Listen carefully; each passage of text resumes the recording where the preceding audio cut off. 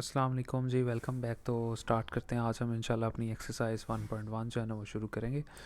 तो बाकी ये मेरा व्हाट्सअप नंबर लिखा हुआ है, तो अगर आपको कोई भी इशू है, कोई चीज़ नहीं समझ आ रही, तो आप इस पर कांटेक्ट कर सकते हैं। और इसके अलावा जो आप लोगों से रिक्वेस्ट है कि काइंडली चैनल को आप ज़रूर सब्सक्राइब कीजिएगा। और बाकी कोशिश कीजिए कि अब आपके जो क्लास फेलोज़ हैं उनको ज़रूर आप शेयर करें वीडियोस के लिंक्स। जो स्टडी ग्रुप्स हैं आपके कॉलेजेस के, आप उनको भी लाजमी शेयर कीजिएगा। तो बाकी इसके अलावा अकाउंटिंग के भी लेक्चर्स जो है ना प्लेलिस्ट में आपको मिल जाएंगे। चैप्टर 3 अभी फ़िलहाल अपलोड हुआ है क्योंकि उसका भी रिसेंटली स्टार्ट हुआ है। तो बाकी बिजनेस मैथ का भी चैप्टर 5 जो है फुल आपको मिल जाएगा। इसके अलावा जो है ना चैप्टर 4 जो है ना वो भी अभी इनिशियली अभी स्टार्ट किया है, एक वीक पहले ही। तो उसकी भी एक एक्सरसाइज जो है ना आपको तकरीबन वहाँ से मिल जाएगी। और साथ में मैंने ये भी शुरू कर लिया कि ताकि आप लोगों के एग्ज़ाम्स वगैरह जो है ना वो अच्छे हो जाए। तो शुरू करते हैं। हम बात करते हैं जी रेशो की। देखिए रेशो को हम लोगों ने फॉर एग्जांपल मैं यहाँ पे लिख देता हूँ 4/8। इसको जब मैं कहता हूँ ना रेशो में लिखना है तो इसको कुछ इस तरह से लिखेंगे 4/8। लेकिन अगर आप मुझे कह देते हैं जी इसको सिंपलीफाई करें, तो सिंपलीफाई जब भी कोई रेशो होगी ना आप उसको सबसे पहले डिवाइड करवाएंगे ऐसे, क्योंकि इसका मतलब भी तकसीम ही होता है। और इसको कटिंग करने की कोशिश करेंगे। अभी देखें ये कटिंग हो रहा है, 4 1 4, ऊपर 1 रह गया और 4 to 8। इसका मतलब है हम लोगों के पास कौन सी जो दो चीज़ें बची है, ऊपर 1 बचा है और नीचे क्या रह गया, 2 रह गया। यानी इसका मतलब है कि 4/8 का आंसर आया 1/2। लेकिन इसको भी तो रेशो में लिखना है, तो इसको रेशो में कैसे लिखेंगे, 1 लिखेंगे। ठीक है, और साथ में ये वाले इस तरह से रेशो का निशान लगाएंगे और जो चीज़ नीचे लिखी होगी उसको लिख देंगे। यानी ये चीज़ का ये वाला आंसर है, जो कि बहुत सिंपल है, आप देख भी सकते हैं। तो इसी तरह हम लोग जो है ना यहाँ पे क्वेश्चंस करना शुरू होंगे। अगर आप पहला क्वेश्चन नंबर देखें तो उसमें उसने आपको यही कहा हुआ है कि जी कुछ फॉलोइंग रेशियोज़ हैं, उनको आपने रिड्यूस करना है इट्स लोवेस्ट टर्म तक। ये देखें ना, इसको हमने रिड्यूस किया है। ये 4 और 8 था, ये 4 रिड्यूस होके 1 रह गया, 8 रिड्यूस होके जो है 2 रह गया। इसी तरह हम लोग जो है ना इसको यहाँ पे करेंगे। अब अगर आप यहाँ पे देखें तो उसने कहा जी 128 किलोग्राम टू 16 kg, ये दो लफ्ज़ उसने दिए हुए हैं। ठीक है, 128 लिखा और साथ में 2 का मतलब रेशियो लिखी और साथ 16 लिखा, यानी उसने कहा इसको कम करें। तो मैंने आप देख सकते हैं यहाँ पे सिंपली क्या किया, 128 लिखा, जो कि यहाँ पे आप देख सकते हैं वो मैंने लिख दिया। और इस निशान का मतलब क्या था, डिवाइड करवाएं और नीचे 16 लिख दिया। अब आपकी मर्ज़ी, चाहे आप इन दोनों रकमों को 2 पे कटिंग करें या आप जिस पे भी मर्ज़ी कटिंग करें, जितनी कटिंग हो सकती है करना है। ये बाय चांस 16 पे जा रहा था, अगर आप कैलकुलेटर पे लिखें 128/16, तो 16 1 16 और 16 को 8 से मल्टीप्लाई करवाएं तो 128 आ जाता है। तो यहाँ आप देख सकते हैं कि ऊपर हम लोगों का 8 रह गया और नीचे सिर्फ 1 रह गया। यानी कि इस रकम को जब हम लोगों ने रिड्यूस किया तो ये बन गई 8/1। तो अब इसको भी तो रेशो में लिखना है ना, तो कैसे लिखेंगे, 8 लिखेंगे, रेशो का निशान लगाएंगे और नीचे वाली रकम लिख देंगे। यहाँ पे हम लोगों का पहला क्वेश्चन ख़त्म हो जाएगा। उसके बाद अगर हम पार्ट 2 देखें तो पार्ट 2 भी बहुत आसान है। यहाँ पे आप देख सकते हैं 25 लिखा हुआ है और रेशो 75। तो इसको सबसे पहले तकसीम करवा लेते हैं ताकि आप कटिंग कर लें। ठीक है, 25 लिखा और डिवाइडेड बाय नीचे ये वाला 75 लिख दिया। अब फिर इसे कटिंग करवा लेंगे। 25 को 3 से मल्टीप्लाई करवाएं तो 75 आ जाता है। ऊपर 21 वो लिख दिया और नीचे जब कटिंग करवाया तो क्या रह गया, 3 रह गया, यानी 1/3 रह गया इसको रिड्यूस करवा के। अब 1/3 को हम रेशो में लिख लेंगे, 1 लिखेंगे और रेशो का निशान लगाएंगे और साथ में ये वाला 3 लिख लेंगे। यहाँ पे हम लोगों का क्वेश्चन कंप्लीट हो जाएगा। अच्छा, ये थोड़ा सा डिफरेंट है क्वेश्चन। अब यहाँ पे देखो उसने जो रेशोज़ हम लोगों को दी हुई है ना, वो रेशोज़ यहाँ पे डिवीजन में 2/3 रेशो 8/15। तो अब यहाँ पे हम लोग कोशिश करेंगे कि इस रकम को ना थोड़ा सा सही करके लिख लें, क्योंकि डिवीजन में तो एक डिवीजन हो तो काम चलता है, लेकिन जब दोनों तरफ डिवीजन आ जाए तो फिर हम लोग कोशिश करते हैं कि इसको यहीं पे ही कम कर लें। अब नीचे यहाँ पे आप देख सकते हैं कि 3 है और यहाँ पे 15 है, तो बड़ी रकम है 15। तो अब इसको ख़त्म कैसे कर सकते हैं, ये 15 है ना नीचे, तो हम क्या करेंगे, रेशो के इस तरफ भी और रेशो के इस तरफ भी 15 से मल्टीप्लाई करवा देंगे अपनी आसानी के लिए। यानी पूरी रकम को 15 से मल्टीप्लाई करवा देंगे। तो मैंने क्या लिखा, 2/3 को भी मल्टीप्लाई करवा दिया 15 से, रेशो लिखी, फिर 8/15 लिखा, उसको भी 15 से मल्टीप्लाई करवा दिया दोनों तरफ। अब ये 3 को 5 से मल्टीप्लाई किया तो 15 आ गया, 3 5 15, और ये 15 और 15 कटिंग हो गया। अब ऊपर क्या बचा था, 5 रह गया था, और ये 2, 5 को 2 से मल्टीप्लाई किया 10 रह गया, रेशो वैसे रह गई, और 8 वैसे रह गया, ये और ये कटिंग हो गया। अब देखें ये रेशो बन गई आसान, इसको हम हल कर सकते हैं। अब यहाँ पे क्या लिखा हुआ है 10:8, तो इसको हम पहले सिंपल लिख लेंगे, 10 लिखेंगे और डिवाइडेड बाय 8 लिखेंगे, और इसको कटिंग करने की कोशिश करेंगे जो कि 2 पे जा रहा था। सो 2 5 10 और 2 2 4, यानी 5 डिवाइडेड बाय 4। ये हम लोगों के पास जो है ना रिड्यूस करवा के आंसर रह गया। तो इसको दोबारा फिर एंड पे हम लोग क्या करते हैं, रेशो में लिख देंगे, 5 लिखेंगे रेशो, और ये 4 लिख देंगे। अब यहाँ पे ये फिर थोड़ा सा डिफरेंट आ गया। अब आपको पता है जब अशारिये में भी आ जाए ना, तो फिर भी हम लोग क्या करते हैं, अशारिये को ख़त्म करने की कोशिश करवाते हैं। डिवीजन में आ जाए या फिर इस तरह का, अगर डिवीजन में आ जाए तो आपने देखा क्या करना है। अब अशारिये में आ रही हैं दोनों रकमें, तो कटिंग तो नहीं होगी, तो इसको क्या करेंगे, इसको भी 10 से मल्टीप्लाई करवा देंगे, इसको भी 10 से मल्टीप्लाई करवा देंगे अपनी आसानी के लिए, चाहे आप 100 से करवा दें, कोई इशू नहीं है। ठीक है, मैं बहरहाल मल्टीप्लाई 10 कर देता हूँ, इस रकम को भी, इस रकम को भी, इस रकम को भी 10 से मल्टीप्लाई किया, इस रकम को भी 10 से मल्टीप्लाई किया। सो अपनी आसानी के लिए, ताकि कटिंग हो जाए ना रेशोज़ में।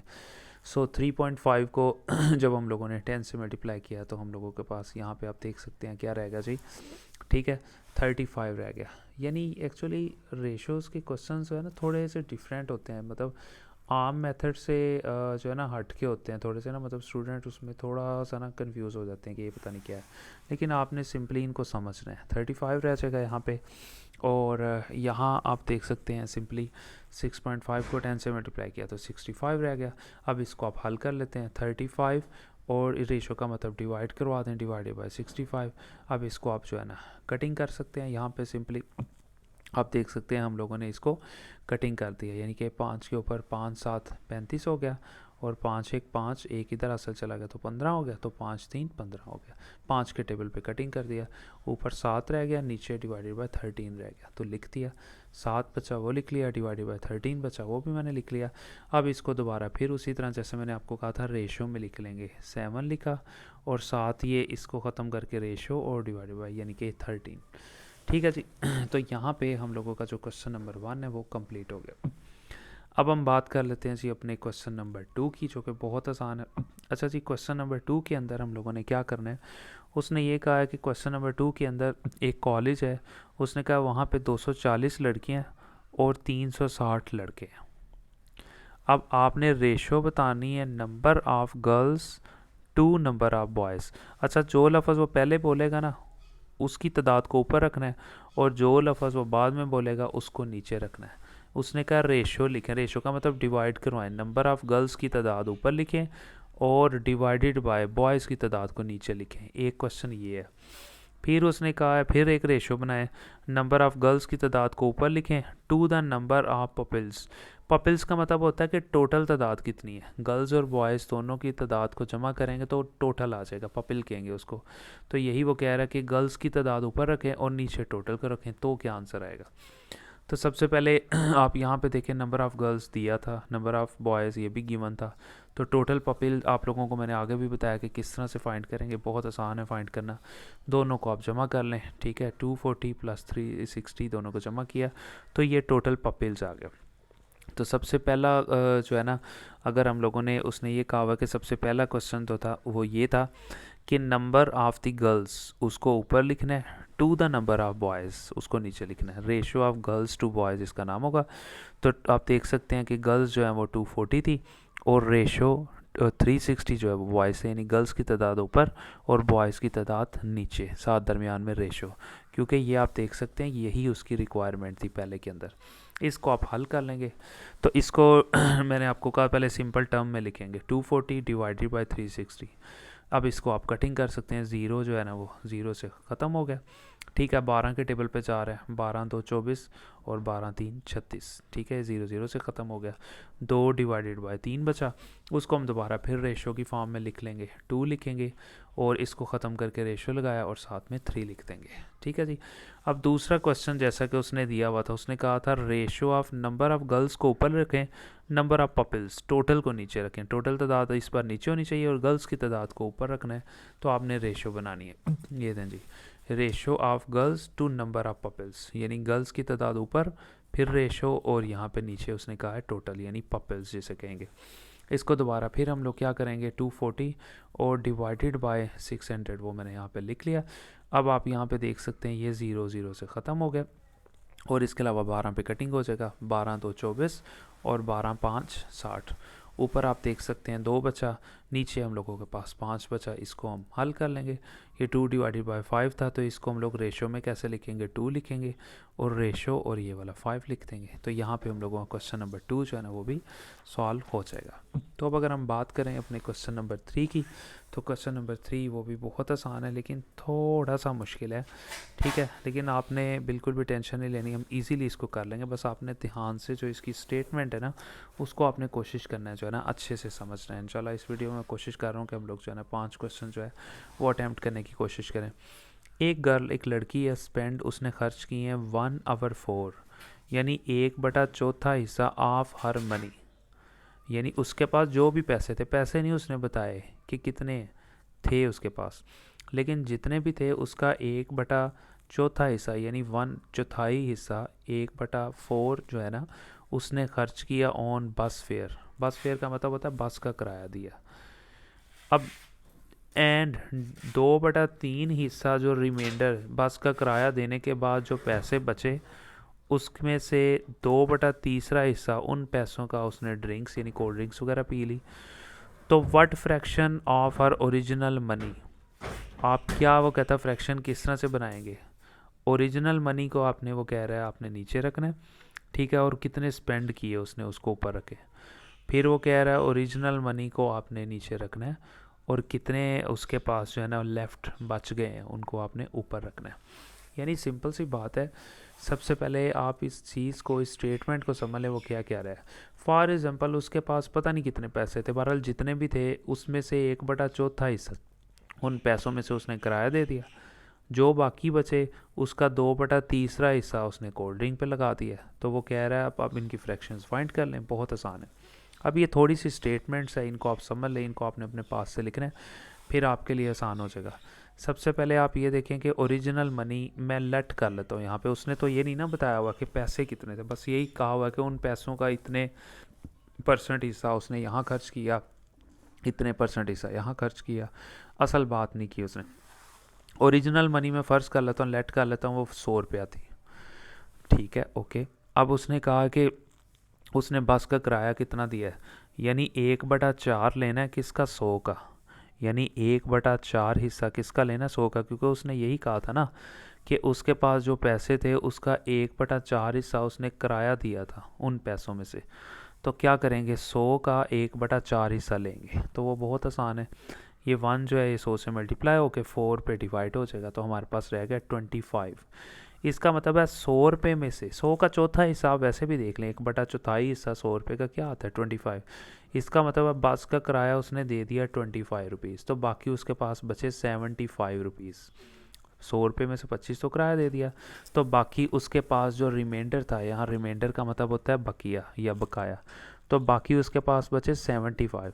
तो 75 में से उसने ड्रिंक्स पी, कितनी पी, 75 का 2/3 हिस्सा। अब यहाँ पे आप देख लें रिमेनिंग अमाउंट आप देख सकते हैं 100 टोटल थी, 25 रुपये उसने किराया दे दिया था, 75 उसके पास रिमेनिंग रह गया था, ठीक है ना, रिमाइंडर रह गया था। अब वो दूसरी बात कर रहा है, वो कह रहा है ड्रिंक पे कितना खर्चा आया था, जो बाकी बचा था ना उसका 2/3 हिस्सा ले लें।